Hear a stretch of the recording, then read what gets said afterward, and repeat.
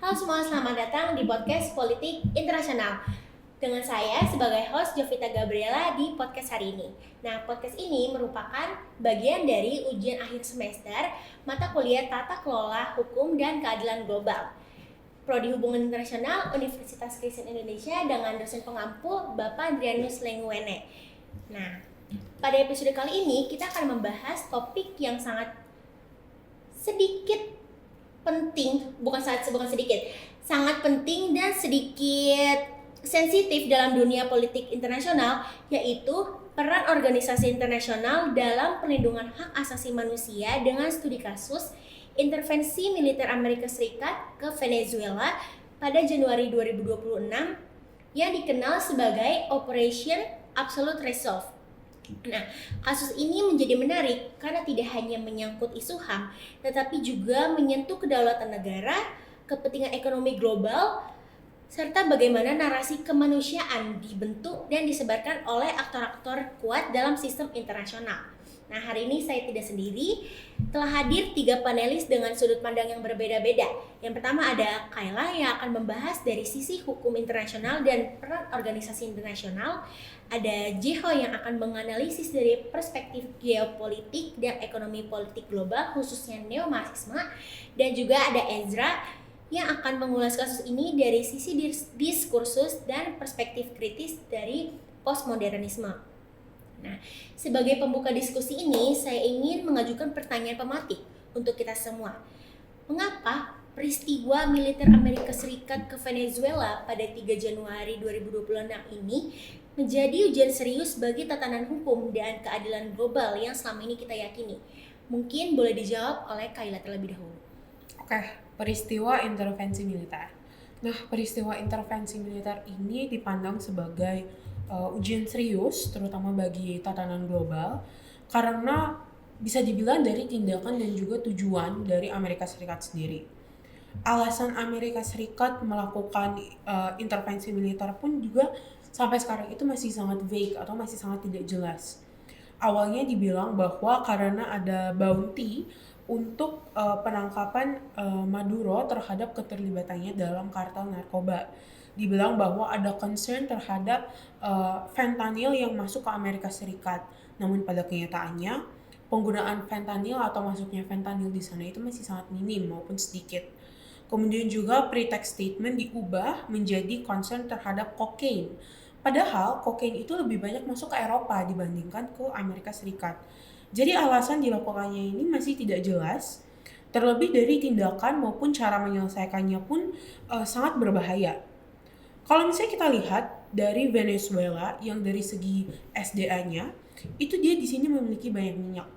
Kemudian kita lihat dari track recordnya Amerika Serikat yang bisa dibilang mereka itu terobsesi terhadap minyak.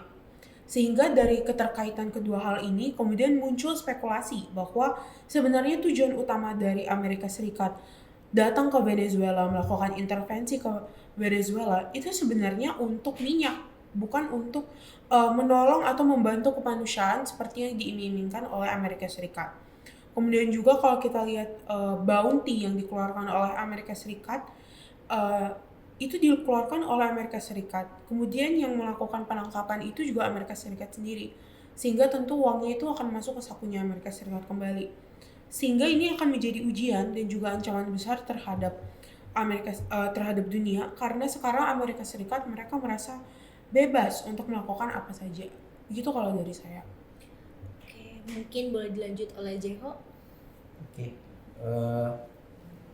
ini menurut pandangan saya ya, yang paling penting yang terutama harus saya tekankan bahwasannya pertanyaan tadi, mengapa ini menjadi ujian yang cukup serius bagi tatanan hukum dan keadilan global saat ini yang terjadi dalam konflik ini. Yang pertama, saya mau jelaskan perihal intervensi militer Amerika Serikat terhadap Venezuela yang menjadi ujian serius bagi tatanan hukum serta keadilan global karena dilakukan tanpa mandat Dewan Keamanan PBB, dan ini cukup bertentangan dengan prinsip fundamental hukum internasional itu sendiri gitu. Jadi yakni kedaulatan negara dan larangan penggunaan kekuatan secara sepihak itu sangat terlihat cukup patut digarisbawahi. Ujian terhadap keadilan global ini semakin jelas jika dikaitkan dengan pernyataan Jenderal Laura Richardson akhir-akhir ini. Pada saat video ini di-take cukup hangat karena baru saja dinyatakan oleh Jenderal Laura Richardson yang secara terbuka dia menekankan bahwa Amerika Latin termasuk Venezuela itu memiliki arti strategis besar bagi Amerika Serikat, yang mana beliau menyatakan kekayaan sumber daya alam Venezuela ini cukup sangat dipertimbangkan dan cukup diinginkan oleh Amerika Serikat itu sendiri.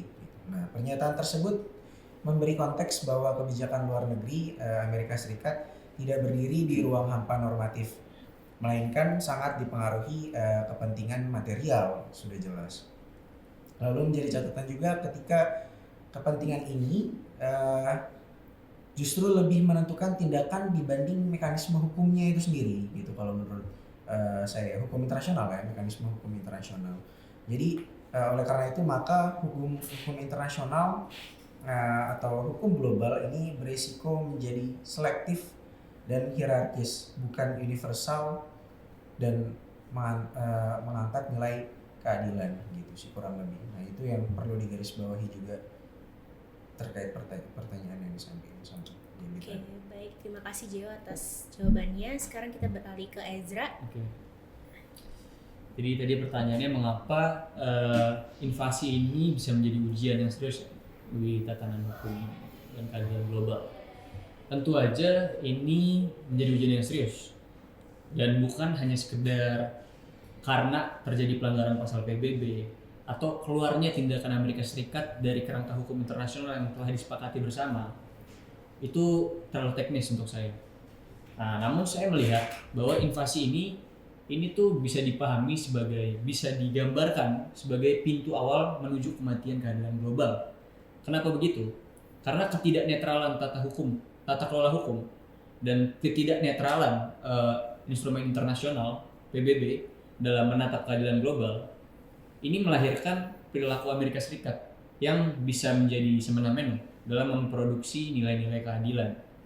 Ini memberikan gambaran bahwasanya negara-negara adidaya seperti Amerika Serikat ini dapat memonopoli definisi keadilan sesuai dengan kepentingan politik negaranya. Mereka dengan mudahnya membatalkan value tentang kedaulatan negara dan segala macam perangkat hukum internasional yang menjaganya. Intervensi ini juga menunjukkan bahwa hukum ini hanya sekedar perpanjangan tangan dari kekuasaan.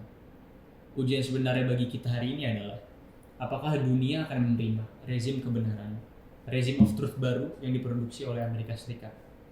Apakah dunia akan diam saja dan mengangguk? Karena di sini Amerika Serikat sedang memperkenalkan norma baru, bahwasanya kedaulatan negara yang tadinya dijamin dalam kerangka internasional ini bisa dibatalkan saja oleh Amerika Serikat lewat cara administratif dengan melabeli presiden sebuah negara yang berdaulat sebagai pemimpin dari narkotik, melabeli sebuah negara yang berdaulat sebagai negara kartel narkoba. Nah, jika masyarakat global termasuk kita yang ada di ruangan ini menerima narasi ini begitu saja, kita hanya mengangguk setuju bahwa penangkapan Maduro adalah penegakan hukum, bahwa ini merupakan pembebasan dari rezim diktator yang dilakukan oleh Amerika Serikat dan bukan merupakan sebuah penculikan, maka saat kita menerima narasi itu, maka konsep keadilan global telah mati. Disitulah bahayanya, disitulah ujian serius dari situasi ini terhadap tata kelola hukum dan keadilan global menurut saya. Gitu. Oke, baik, sangat menarik jawaban dari panelis-panelis kita ini. Sekarang kita masuk ke dalam pendalaman fakta dan juga hukum. Kita akan mulai dari aspek hukum internasional terlebih dahulu. Kayla, dalam konteks hukum internasional, banyak pihak mempertanyakan legalitas tindakan Amerika Serikat ini. Bagaimana sebenarnya prinsip kedaulatan negara dalam piagam PBB melihat kasus ini? Apakah intervensi militer unilateral seperti ini bisa dibenarkan secara hukum internasional atau justru merupakan pelanggaran serius terhadap norma global? Oke, kita lihat pertama dari hukum internasional dulu ya. Kalau dari segi hukum internasional, tindakan yang dilakukan oleh Amerika Serikat ini sangat salah. tindakannya seperti yang tadi sudah di-mention itu dia menggunakan ancaman, dia menculik Maduro dan juga istrinya. Kemudian Amerika Serikat juga melakukan invasi atau sudah masuk di tahap agresi militer di Venezuela. Nah, jelas-jelas berdasarkan dari tindakan-tindakannya ini merupakan suatu pelanggaran. Kalau kita lihat dari penculikan Maduro, ini sebenarnya merupakan perampasan internasional ilegal yang melanggar kedaulatan negara. Dan juga kalau misalnya kita mau lihat dari segi norma global, ini sudah melanggar norma jus cogens atau norma imperatif yang tidak boleh diganggu-gugat. Kemudian dengan serangan udara serta adanya penangkapan Maduro, ini merupakan bentuk dari tindakan kekerasan dan agresi ataupun intervensi yang dilakukan oleh Amerika Serikat melalui militernya saja itu sudah memenuhi definisi agresi di pasal 8 bis Statuta ICC Roma.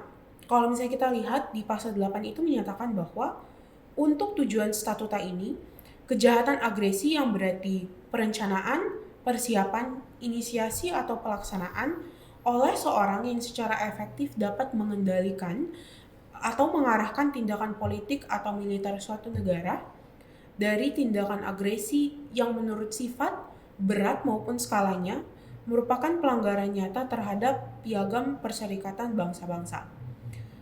Di sini artinya dari pasal ini menjelaskan bahwa penggunaan kekuatan bersenjata oleh negara terhadap kedaulatan negara lain, termasuk serangan militer dan juga pengiriman pasukan yang dilakukan oleh Amerika Serikat, terutama di sini.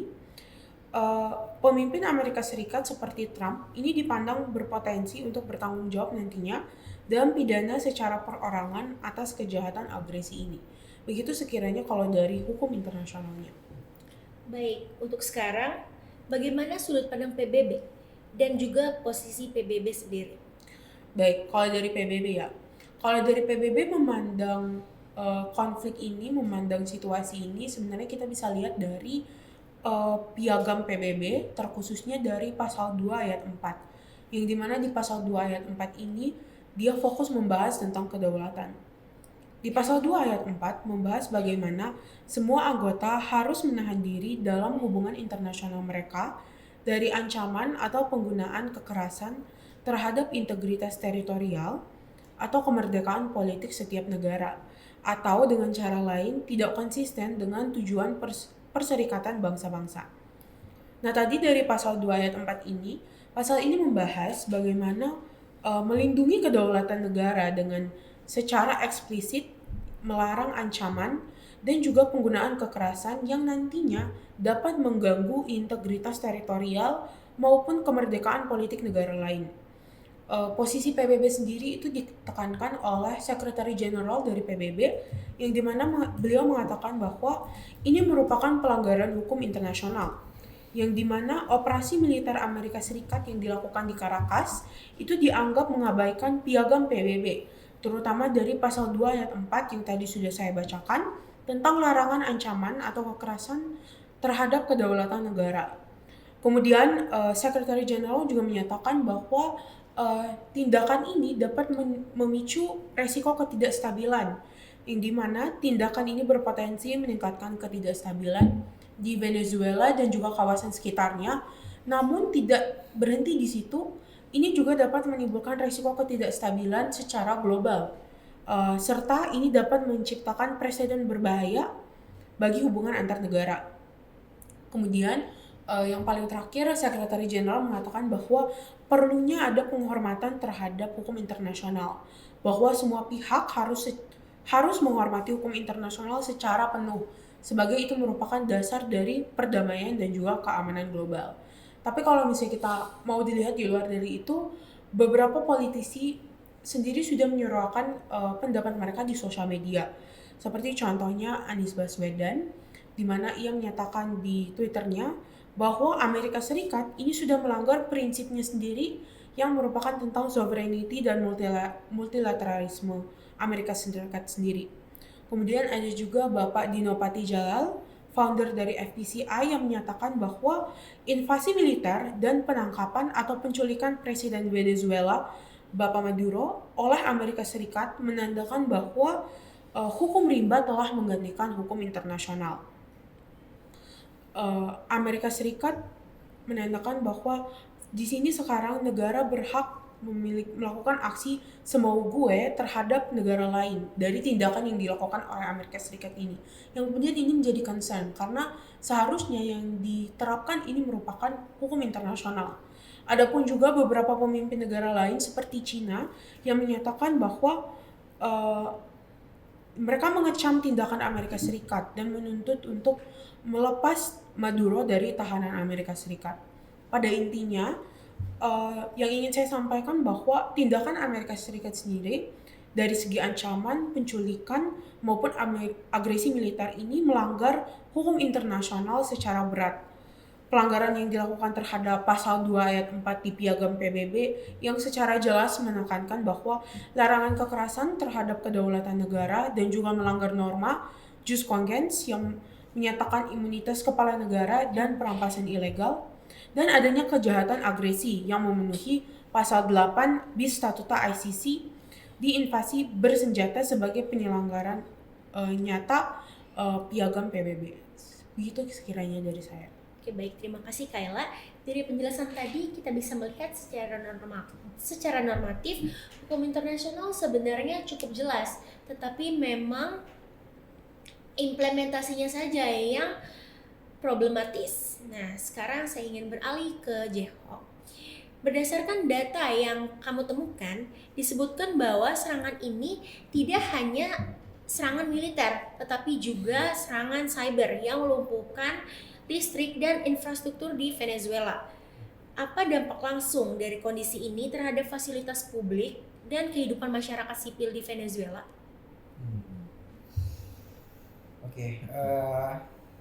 Jadi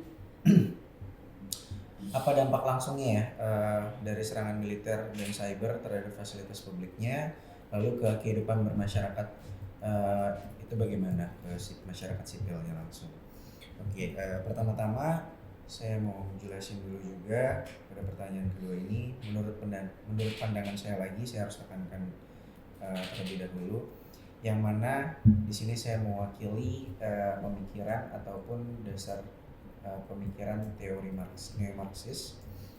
Di sini saya akan menjelaskan sedikit terlebih dahulu bahwasannya serangan militer yang disertai oleh operasi cyber itu yang dilancarkan oleh Amerika Serikat itu sangat berdampak langsung memang dan cukup sistemik terhadap fasilitas publik dan kehidupan masyarakat sipil Venezuela itu sendiri. Terutama karena infrastruktur negara saat ini Venezuela sangat bergantung pada sistem energi dan listrik yang cukup terpusat gitu. Jadi gangguan listrik ini salah satu contoh, beberapa contohnya saya paparin ya. Yang terutama gangguan listrik ini menyebabkan terjadinya terhentinya distribusi air bersih gitu. Itu lalu ada data lain seperti yang saya temukan, yaitu lumpuhnya layanan rumah sakit. Lalu ada terganggunya juga transportasi publik gitu, serta terhambatnya pendidikan serta komunikasi gitu. Jadi dalam kondisi ini rumah sakit dapat dijelaskan kehilangan daya untuk menjalankan peralatan medis vitalnya gitu. Terus lanjut lagi juga saya menjelaskan perihal pompa air tidak berfungsi secara normal. Lalu ada juga dampak lain selain rumah sakit, pompa air, itu ada juga distribusi pangan serta obat-obatan. Di sini saya catat itu terganggu akibat keterbatasan bahan bakar dan transportasi gitu. Jadi akibat keterbatasan bahan bakar dan transportasi tersebut dan efek kehilangan dari rumah sakit sumber daya yang menjalankan peralatan medis vital, lalu pompa air yang tidak berfungsi secara normal, itu sudah sangat jelas dampak tersebut sangat memperburuk lah dari sisi ekonomi dan juga yang sisi berdampak terhadap masyarakat atau warga sipil itu sendiri gitu, paling kurang lebih gitu. Sangat miris ya keadaan di sana. Nah, dari penjelasan tadi kita bisa melihat bahwa dampak intervensi ini sangat nyata bagi rakyat sipil. Namun, pertanyaan pentingnya, apa kepentingan di baliknya? Nah, saya ingin kembali bertanya kepada Jeho. Banyak pihak menyebutkan bahwa intervensi ini dibungkus dengan narasi kemanusiaan. Nah, namun jika kita menggunakan kacamata neomarxis seperti yang Anda berikan tadi, apakah benar ini murni soal perlindungan HAM? Atau justru berkaitan dengan kepentingan ekonomi, khususnya minyak dan akumulasi modal global? Oke, sebelum lanjut ke pertanyaan yang itu, tadi ada juga yang saya perlu tambahin juga perihal dampak ini itu justru sebetulnya jadi lebih bermakna secara politik jika dikaitkan dengan pernyataan yang sebelumnya sudah saya baca juga, pernyataan yang diberikan oleh Jenderal Laura Richardson, yang mana ia mengakui bahwa sumber daya strategis Venezuela khususnya minyak itu merupakan kepentingan utamanya Amerika Serikat itu sendiri gitu. Itu sudah diakui secara terbuka oleh Jenderal Laura Richardson gitu. Di sini ketika infrastruktur energi yang menopang fasilitas publik yang tadi belum saya sampaikan berada di pusat konflik geopolitik dan ekonomi tersebut, maka kerusakan fasilitas publik tidak dapat dipandang sebagai efek samping semata, melainkan sebagai konsekuensi dari perebutan kepentingan strategis ini. Lalu nyambung juga ke pertanyaan Jovita tadi, gimana sih apakah intervensi ini murni soal perlindungan HAM dan berkaitan dengan kepentingan ekonomi serta juga akumulasi modal global gitu ya? Gitu. Oke. Nanti ada pandangan juga dari Jenderal Laura Richardson juga di sini. Nanti saya kasih juga, saya berikan di catatan saya ini. Dari perspektif neo-Marxis, intervensi ini lebih tepat dipahami sebagai bagian dari logika akumulasi modal global. Jadi lebih tepat memang dia sebagai bagian dari logika akumulasi modal global, bukan hanya semata upaya melindungi HAM kalau dari kacamata neo-Marxis. Nah, di sini Venezuela dinilai memiliki cadangan minyak terbukti terbesar di dunia, yaitu dengan total cadangan kurang lebih 303 miliar barel. Jadi dinilai menjadi yang terbesar, menjadikan aset strategis dalam sistem kapitalisme global yang sangat bergantung pada energi fosil saat ini ya, terutama untuk di era saat ini yang transisinya belum sempurna ke energi bersih. Lalu lanjut, saya tegaskan lagi dengan menurut teori akumulasi modal, bahwasannya kapitalisme itu membutuhkan ekspansi terus-menerus untuk mempertahankan keuntungan, baik melalui pembukaan pasar baru, penguasaan sumber daya maupun pengamanan jalur investasi. Nah, dalam kerangka teori sistem dunia yang disampaikan oleh Immanuel Wallerstein, negara inti seperti Amerika Serikat berupaya mempertahankan dominasinya dengan mengekstraksi nilai dari negara periferi yang kaya sumber daya seperti yang saat ini terjadi yaitu di Venezuela. Intervensi, sanksi, dan tekanan politik itu sangat berfungsi sebagai instrumen mereka untuk memastikan proses akumulasi ini tetap berjalan. Nah, di sini saya sertakan juga yang tadi sudah saya sampaikan, yakni pernyataan Jenderal Laura Richardson memperkuat pembacaan ini karena secara eksplisit menyoroti pentingnya sumber daya alam Amerika Latin, yaitu yakni pada kasus Venezuela, bagi kepentingan strategis Amerika Serikat. Narasi HAM dan demokrasi dalam konteks ini berfungsi sebagai legitimasi moral.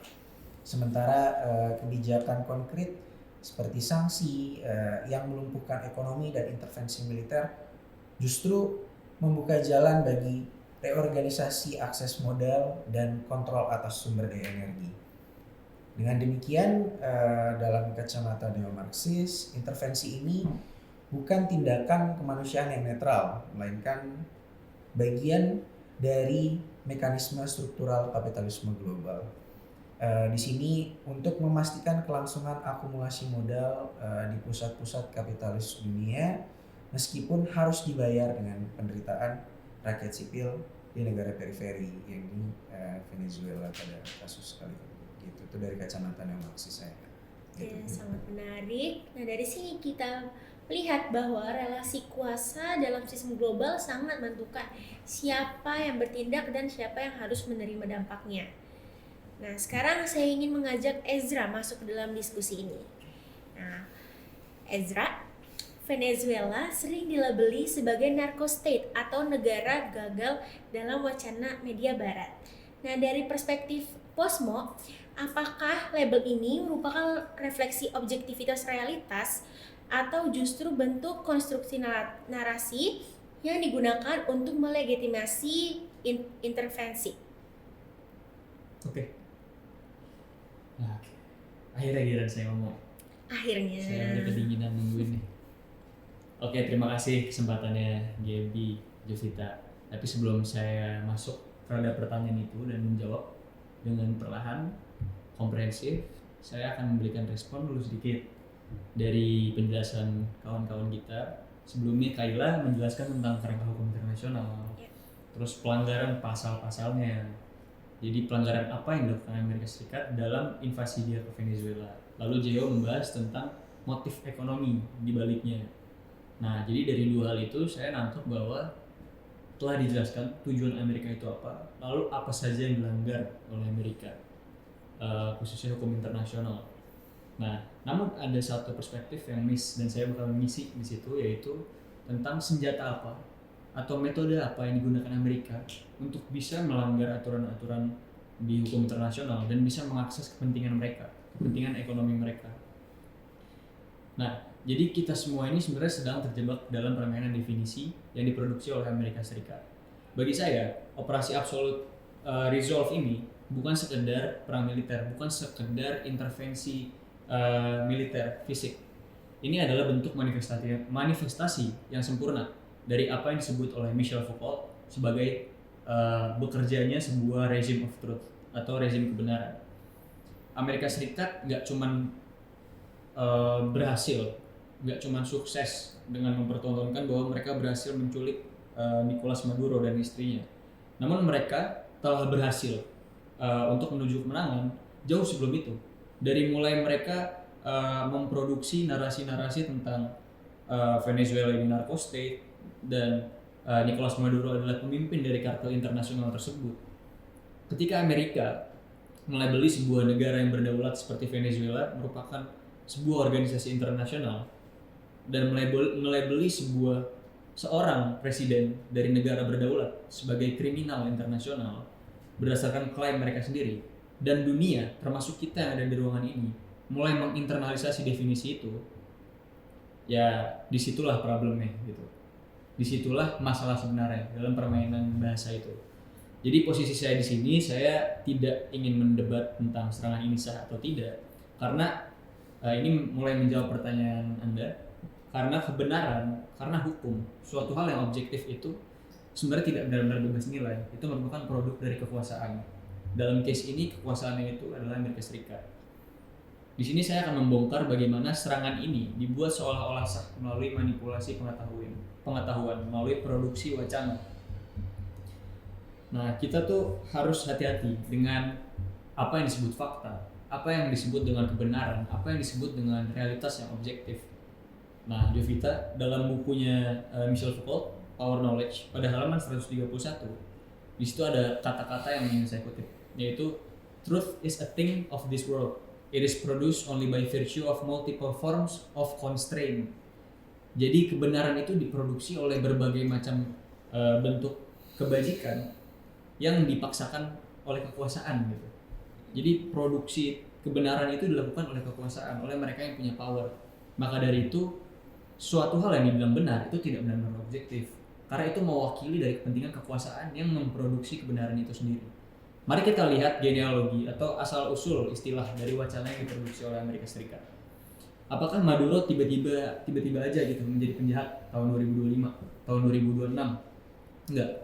konstruksi dari definisi Maduro atau Venezuela sebagai narco state, sebagai seorang penjahat, itu telah dimulai untuk diproduksi secara sah pada tanggal 26 Maret 2020. Karena pada saat itu Jaksa Agung Amerika Serikat William Barr itu mendakwa Maduro dengan tuduhan narkoterorisme. Disitulah produksi narasinya dimulai. Disitulah kebenaran yang ingin ditetapkan Amerika Serikat pada seluruh dunia itu dimulai, yang akan dijadikan dasar legitimasi AS untuk melakukan invasi awal tahun ini. Pada detik itu juga Amerika Serikat menggunakan hukum domestiknya untuk mengubah status Maduro dari yang tadinya seorang presiden dari negara berdaulat menjadi buronan kriminal, yang bahkan statusnya itu dikomodifikasi dengan diberikan bounty gitu. Awalnya 15 juta USD. Pada tahun 2025 bulan Agustus, saya ngutip dari websitenya US Department of State, bounty-nya naik jadi 50 juta dolar gitu. Nah, lingkaran produksi inilah yang saya sebut sebagai lingkaran setan diskursif. Yang pertama, AS memproduksi sebuah narasi, sebuah wacana. Lalu yang kedua, aparatus produksinya Amerika Serikat, aparatus produksi pengetahuan Amerika Serikat, yaitu lembaga-lembaga pemerintahan dia, yang termasuk DEA, termasuk CIA, itu memproduksi laporan-laporan sebagai bukti ilmiah untuk memperkuat tuduhan Amerika Serikat. Setelah dua hal ini terpenuhi, maka militer Amerika Serikat atau mungkin kontraktor swasta yang akan di-hire oleh mereka itu mulai mendapat legitimasi untuk melakukan tindakan. Nah, 3 komponen inilah yang disebut sebagai lingkaran setan diskursif. Jadi untuk menjawab pertanyaan Jovita, tidak ada kebenaran yang objektif di sini. Ini konstruksi narasi. AS menyebut invasi ini sebagai sebuah penegakan hukum, law enforcement. Itu ditujukan untuk mematikan hukum humaniter internasional. Seperti yang disampaikan oleh Kaila tadi, ini ditujukan untuk melegitimasi mereka melanggar, merusak pasal 2 ayat 4 tentang kedaulatan tadi ya, kayak.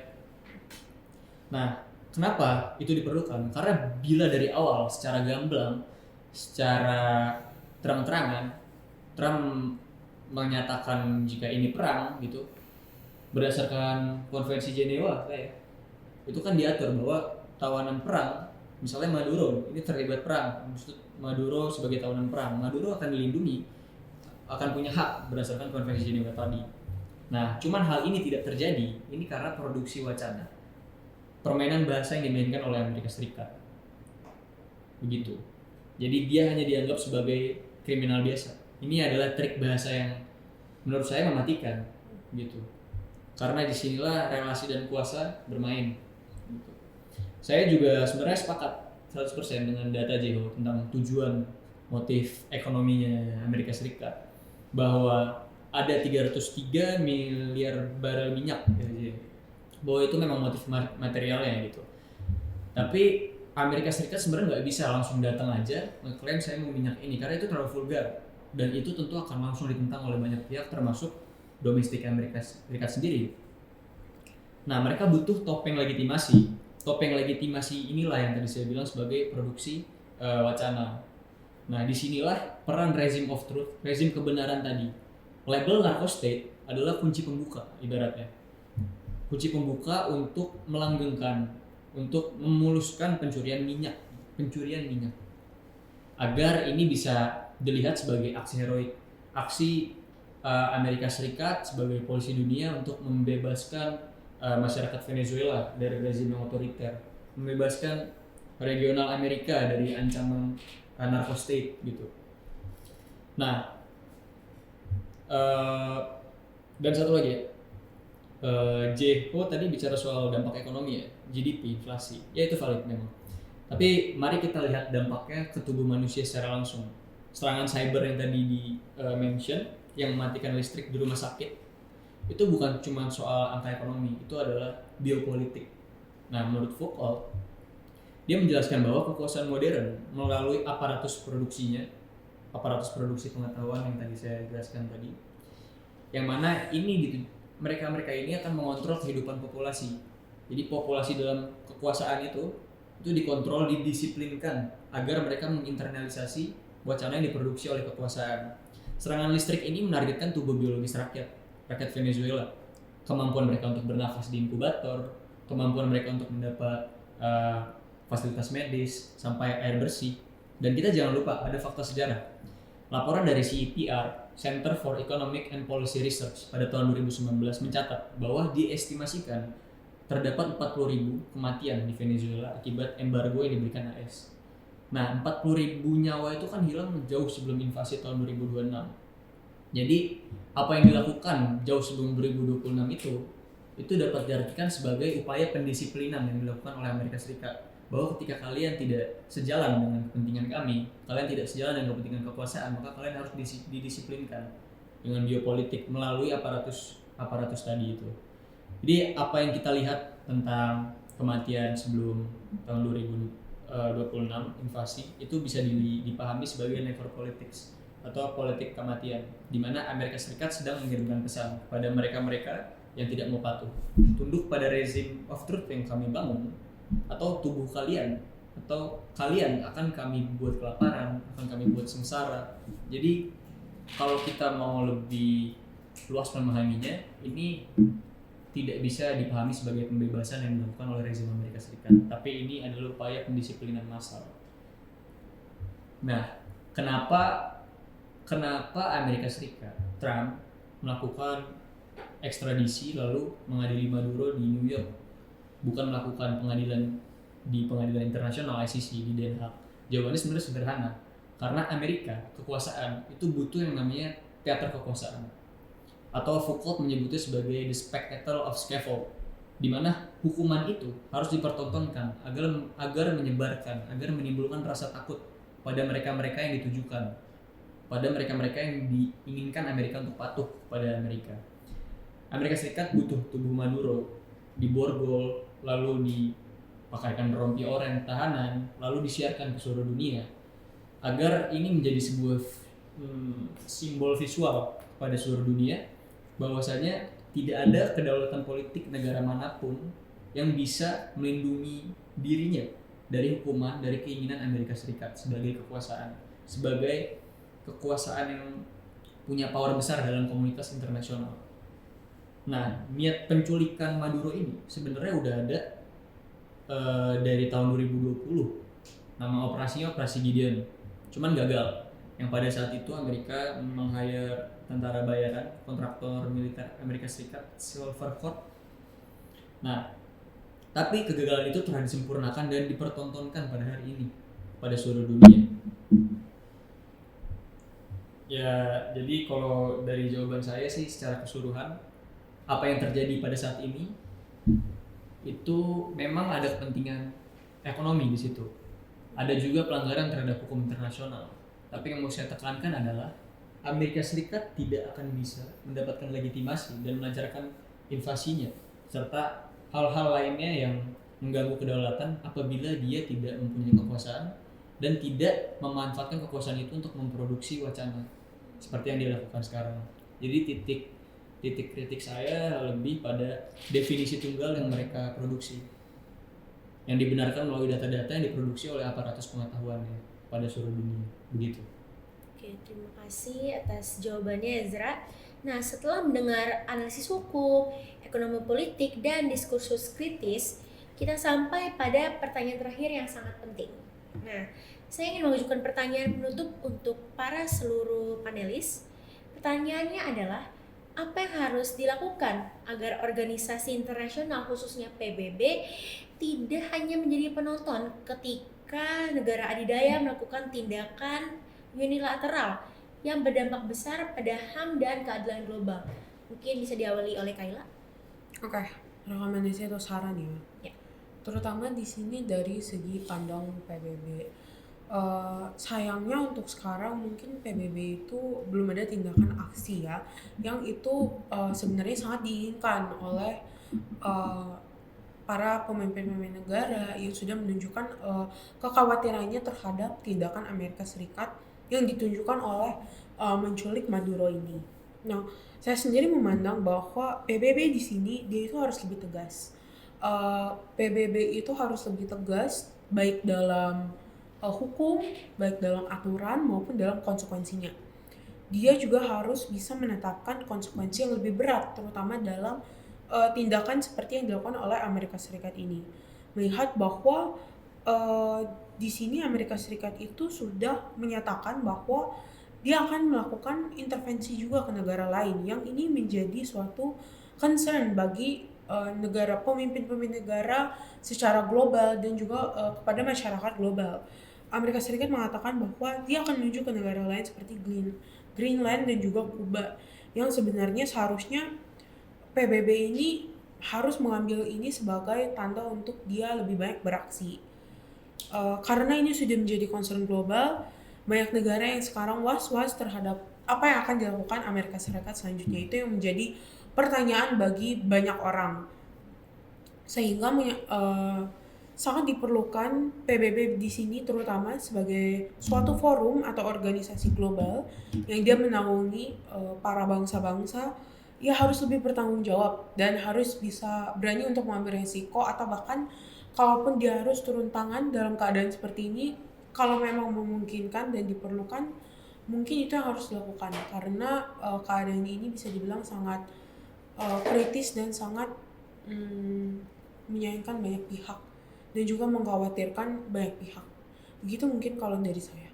Baik, terima kasih Kayla atas jawabannya. Sekarang saya alihkan kepada Jeho. Oke. Lagi-lagi solusinya dari kacamata neo-Marxis dulu ya untuk PBB. Di sini izinkan saya menyampaikan solusi untuk PBB yang saya sampaikan secara langsung. Yang saya catat di awal ada 5 poin.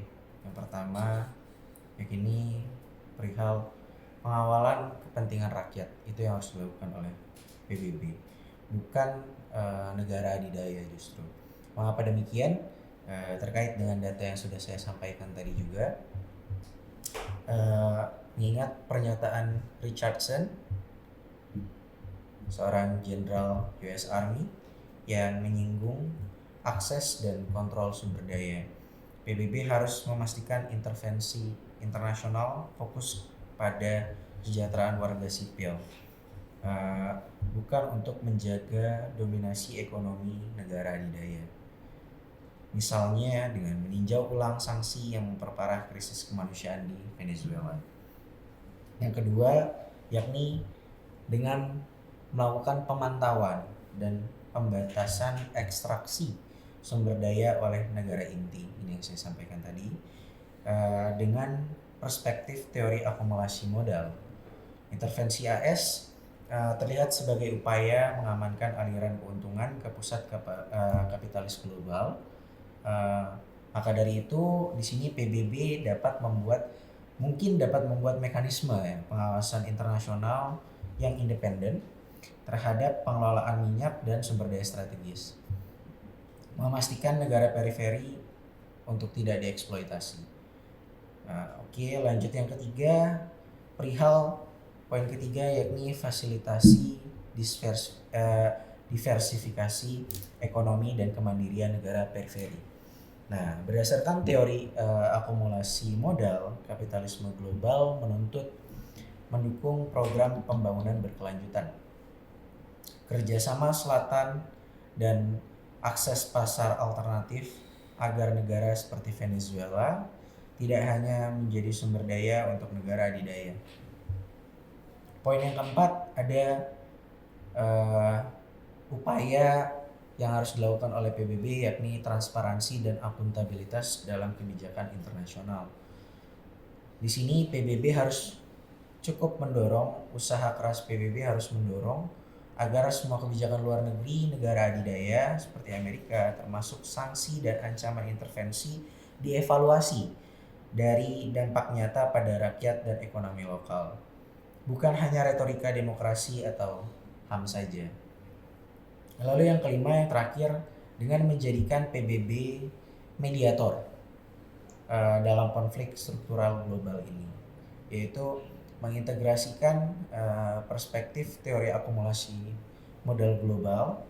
PBB bisa menjadi mediator independen lagi-lagi dengan cara yang independen untuk memastikan bahwa konflik internasional tidak hanya berfungsi sebagai sarana akumulasi modal bagi negara inti aja, tetapi juga bisa memperhatikan sisi keadilan ekonomi dan sosial globalnya kayak gitu, Gaby kurang lebih. Baik, terima kasih JO atas jawabannya. Sekarang saya beralih ke yang terakhir yaitu Ezra.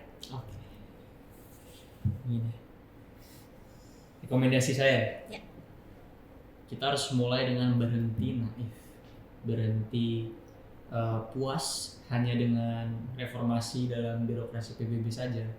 Dari kasus Venezuela, kita bisa melihat bahwa terjadi pola yang sama dengan yang terjadi di Arab Spring dulu. Sama pelakunya Amerika Serikat juga. Jadi solusi bagi tata kelola hukum dan keamanan global harus benar-benar radikal, yang artinya menyentuh ke akarnya. Dimulai dari yang pertama, dekolonisasi pengetahuan atau epistemic decolonization. Kita harus mulai menolak monopoli definisi, monopoli tafsiran tentang apa yang disebut adil, apa yang disebut benar, yang mana selama ini selalu dimonopoli oleh negara-negara adidaya.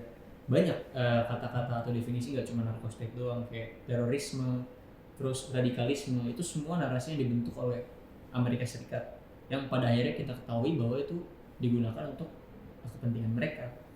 Yang padahal kalau kita lacak secara genealogi, banyak dari diksi-diksi tersebut yang ternyata tidak negatif, ternyata bahkan ada yang positif juga. Nah, narasi-narasi yang diproduksi secara tunggal oleh Washington dan sekutunya ini harus didekonstruksi, karena dunia membutuhkan multipolaritas kebenaran, karena memang kebenaran itu tidak bebas nilai gitu, tergantung ruang, tergantung waktu. Nggak bisa kebenaran di suatu tempat dipaksakan untuk di tempat lainnya. Nah, negara-negara di Global South kayak Asia, Afrika, Amerika Latin harus mulai memberanikan diri memproduksi laporan-laporan ilmiah, memproduksi data-data tandingan dan narasi hukum tandingan dari narasi-narasi yang terlalu banyak, dari meta narasi yang beredar di dunia. Kita nggak bisa ngebiarin terus ada rezim kebenaran yang tunggal yang mendikte kita semua, negara-negara dari Global South harus apa, harus nurut. Nah, kita nggak bisa, contohnya kayak intervensi militer bisa didefinisikan oleh mereka sebagai invasi kemanusiaan yang menyelamatkan sebuah negara dari rezim diktator, rezim kriminal. Itu kan sepihak. Apakah negara-negara di Global South setuju dengan definisi itu?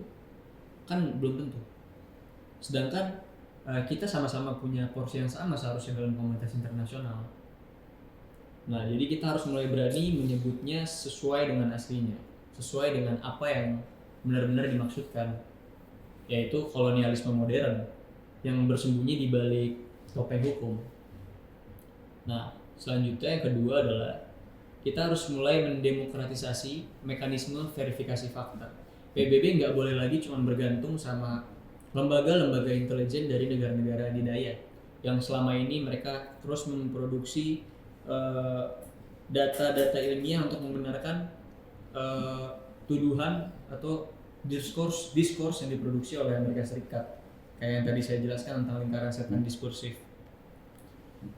Nah, kita harus mulai mendesak pembentukan sebuah badan pencari fakta independen di bawah naungan konsorsium, gabungan-gabungan dari negara-negara non-blok atau negara-negara Global South, yang mana mereka ini nanti akan punya otoritas untuk memverifikasi label-label yang diberikan oleh negara-negara adidaya yang sepihak gitu. Contohnya kayak yang terjadi di Venezuela saat ini.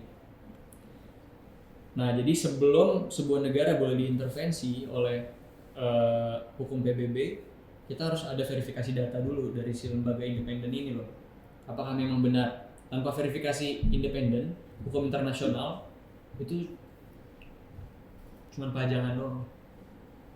Kayak apa yang terjadi di Venezuela, di Irak, terus Libya, Saddam Hussein, Muammar Gaddafi. Lalu yang terakhir rekomendasi dari saya adalah penegakan yurisdiksi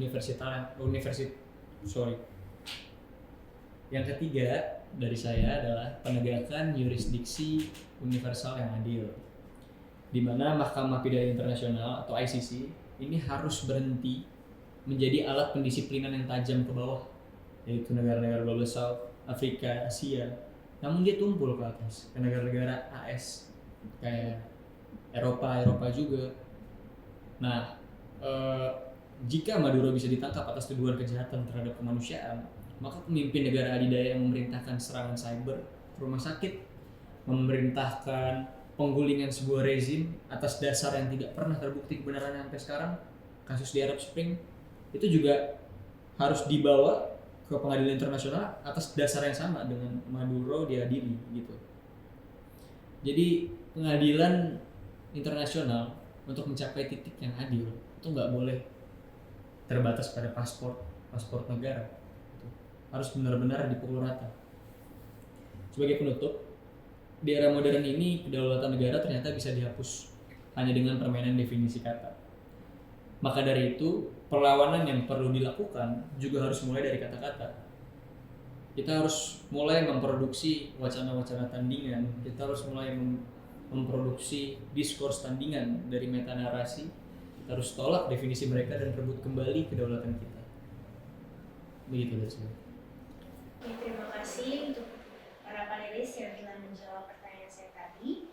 Nah, sebagai penutup dari diskusi ini, kita dapat menarik satu benang merah yang sangat penting, bahwa keadilan global belum sepenuhnya netral dan masih dipengaruhi oleh relasi kuasa, kepentingan ekonomi, serta dominasi narasi oleh aktor-aktor kuat dalam sistem internasional.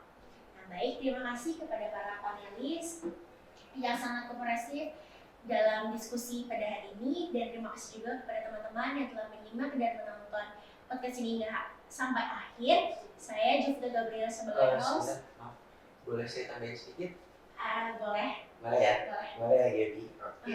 Izin, saya menambahkan sedikit sebelum ditutup. Tadi udah mau tutup ya? Udah mau tutup ya? Ini kayaknya Marxis masih agak tahu sedikit ya, masih agak tahu sedikit. Supaya ngasih tahu sedikit, memperjelas, sepakat juga sama apa yang disampaikan sama tadi dari Ezra langsung, dari kacamata postmodernis. Saya juga mau menjelaskan sedikit, bukan menjelaskan ya, tapi lebih memperjelas lah perihal terakhir yang tadi kesimpulan sudah saya sampaikan, bahwasannya di sini neo-Marxis menjelaskan untuk lebih spesifiknya pada intinya, yaitu berangkat dari Manuel Wallerstein sama Andre Hidalgo, intervensi AS di Venezuela mencerminkan dominasi ekonomi negara inti untuk akumulasi modal, itu sudah jelas. Sehingga harus ditekankan sekali lagi bahwa PBB sangat-sangat harus berperan aktif melindungi rakyat dan kedaulatan negara periferi, membatasi eksploitasi sumber daya, dan menjadi mediator yang adil agar tidak sekedar menjadi penonton dalam konflik global gitu. Jadi sangat disayangkan apabila pada saat ini PBB masih hanya sekedar menjadi penonton global, belum ada, betul sepakat ya, belum ada tindakan-tindakan yang cukup strategis, belum ada tindakan-tindakan yang cukup memberikan harapan baru. Iya betul. Justru sebenarnya dengan apa yang terjadi di sini, terus pola yang sama dengan apa yang terjadi di Arab Spring, ini menunjukkan bahwa neoliberalisme mulai kehilangan inovasinya. Bahwa kerangka-kerangka yang disediakan, perangkat yang dibentuk oleh fondasi berpikir liberalisme, pada akhirnya runtuh juga oleh egoisme dari setiap negara. Jadi ini lebih mirip dengan apa yang digambarkan oleh Thomas Hobbes, bahwa pada akhirnya dunia perlu dikontrol oleh sebuah monster laut yang punya power besar. Dan dari apa yang kita lihat hari ini atau beberapa dekade kebelakang, yang monster itu bisa kita namakan sebagai Amerika Serikat. Setuju sih saya, seperti tadi yang dibilang istilah egoisme masing-masing negara itu kelihatan sekarang itu benar, karena yang ditunjukkan oleh Amerika Serikat sekarang demi mencapai kepentingannya sendiri. Mari kita menganggap bahwa tujuannya di sini memang minyak ya. Ya itu egoisnya dia cuma mau keuntungannya pribadi, dia nggak peduli dengan cara apa siapa yang harus dirugikan, dan siapa yang nanti terancam, siapa yang nanti harus baik kehilangan nyawa maupun negaranya sendiri, identitasnya sendiri sebagai suatu warga negara, itu tidak dipikirkan atau tidak dipentingkan oleh Amerika Serikat sendiri. Sehingga itu kenapa tadi saya menyatakan bahwa harus ditegaskan lagi kalau memang PBB masih mau dianggap sebagai suatu organisasi yang menaungi negara-negara, maka dia di sini harus menunjukkan bahwa dia masih kompeten dan dia masih punya masih mampu untuk menangani atau melakukan intervensi di masalah-masalah seperti ini, karena sangat berbahaya untuk kedepannya kalau sikap Amerika Serikat ini baik dilanjutkan terus-menerus atau dicontohi oleh negara-negara lain, karena ketika ini dilanjutkan atau dicontohi oleh negara-negara lain, tentunya akan terjadi ricuh dan riuh di secara global gitu, jadi kerusakan global gitu. Jadi itu kenapa penting untuk yang namanya harus ada satu orang yang nanti akan bertanggung jawab gitu, yang harus bisa nanti mampu menangani hal ini. Dan kalau misalnya PBB nggak bisa, kita harus cari tahu nih siapa sih PBB yang mampu untuk menangani dan juga mengintervensi tindakan dari Amerika Serikat sendiri. Itu sih mungkin kalau tambah Saya mau menambahkan juga tambahan sih tentang bahwasanya kita sebagai bagian dari masyarakat sipil itu kita punya peran juga sebenarnya di sini. Kita bisa melakukan banyak aksi dalam artian gini. Sebagai bagian dari civil society, bagian dari masyarakat, kita punya kemampuan untuk memproduksi narasi tandingan juga. Andaikan kita sebagai masyarakat kosmopolitan ya, seluruh dunia ini bergabung, tidak terfragmentasi, kita mempunyai suara yang sama tentang keadilan, itu kita bisa menekan Amerika Serikat atau negara-negara yang serupa. Karena negara-negara ini, terutama yang demokrasi ya, mereka sangat mementingkan apa yang dinamakan approval rate dari masyarakatnya. Jadi ketika masyarakat domestik Amerika Serikat sendiri itu mengutuk perbuatan Donald Trump, lalu approval rate menurun, itu akan jadi pertimbangan Amerika Serikat untuk melakukan aksi-aksi yang agresif seperti ini. Dan itu pernah ditunjukkan. Dan apa yang dilakukan oleh approval rate ini, efeknya pernah ditunjukkan pada saat perang Vietnam. Ketika masyarakat Amerika Serikat, majority itu menolak perang yang dilanjutkan, dan pemerintah merasa ini berbahaya opini publik untuk approval rate kami sebagai administrasi negara. Akhirnya mereka menghentikan perang itu. Jadi dengan pola yang sama mungkin kita bisa terapkan hal itu gitu. Dengan mengkoneksikan, mengintegrasikan pikiran-pikiran anak muda di seluruh dunia gitu. Gak bisa hanya Venezuela doang, gak bisa hanya Indonesia aja. Kita harus gabungkan dan integrasikan. Begitu sih. Baik, apakah ada tambahan lagi dari? Ya, seperti yang tadi sudah saya bilang, benang merah di kasus ini adalah keadilan global belum sepenuhnya netral. Nah, ini masih sangat dipengaruhi oleh relasi kuasa, kepentingan ekonomi, serta yang paling berbahaya adalah dominasi dari aktor-aktor yang kuat di dalam sistem internasional. Nah, terima kasih saya ucapkan kepada para panelis yang sangat kooperatif dan profesional dalam diskusi kita pada hari ini. Dan terima kasih juga untuk teman-teman yang telah menonton dan menyimak podcast pada kali ini. Saya Jovita Gabriela sebagai host pamit undur diri. Terima kasih.